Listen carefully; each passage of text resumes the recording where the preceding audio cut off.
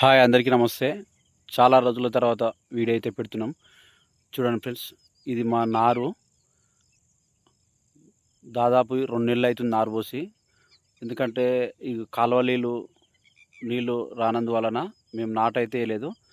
మొత్తం పొలం అయితే ఉత్తనే ఉంది.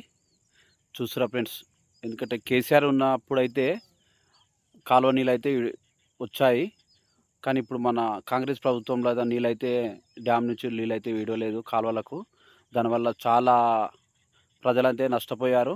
ఎందుకంటే నీళ్ళు వస్తాయని చాలామంది నారు పోసి పెట్టుకున్నారు. కానీ ఈ టైంకి అయితే కాలువ నీళ్ళు ఇడవలేకపోయారు. దానివల్ల మేమైతే ఒక 2 ఎకరాలు దాకా ఉత్తనే ఉత్తనే ఉన్నది. చూడండి ఫ్రెండ్స్, నారైతే అట్లే ఉంది. ఇక సపరేట్గా ఏం చేయలేని పరిస్థితిలా సపరేట్గా అయితే ఇచ్చిపెట్టినాం. ఈ ప్రభుత్వం ఇట్లే చేస్తుంటే రైతులైతే చాలా నష్టపోతూ ఉన్నారు. మళ్ళీ మనకు కేసీఆర్ వస్తేనే మన రైతులైతే బాగుపడతారు. ఇదైతే చూడండి ఫ్రెండ్స్, మనకైతే రైతులకు మేలు చేయాలంటే కేసీఆరే రావాలి.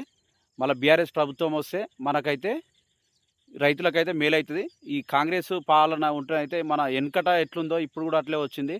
నేను చిన్నగా ఉన్నప్పుడైతే కాంగ్రెస్ అంటేనే ఇట్లా ఏమి రైతులకు ఏం లేకుండా ఉండేది. అంటే నీళ్ళు అయినా ఏదైనా కరెంట్ కూడా సరిగా వెనకట కూడా చిన్నగా ఉన్నప్పుడు. అలాగే ఇప్పుడు కూడా మళ్ళీ బీఆర్ఎస్ ఉన్నప్పుడైతే చాలా వాటర్ అయితే 24 అవర్స్ ఉండే. ఇప్పుడు ఒక పొద్దుగాల సాయంత్రం 5 గంటలకు పోతుంది, 5 గంటలకు పబ్బులు వస్తుందని చెప్తారు. నైట్ మొత్తం ఉత్తనే ఉంటుంది.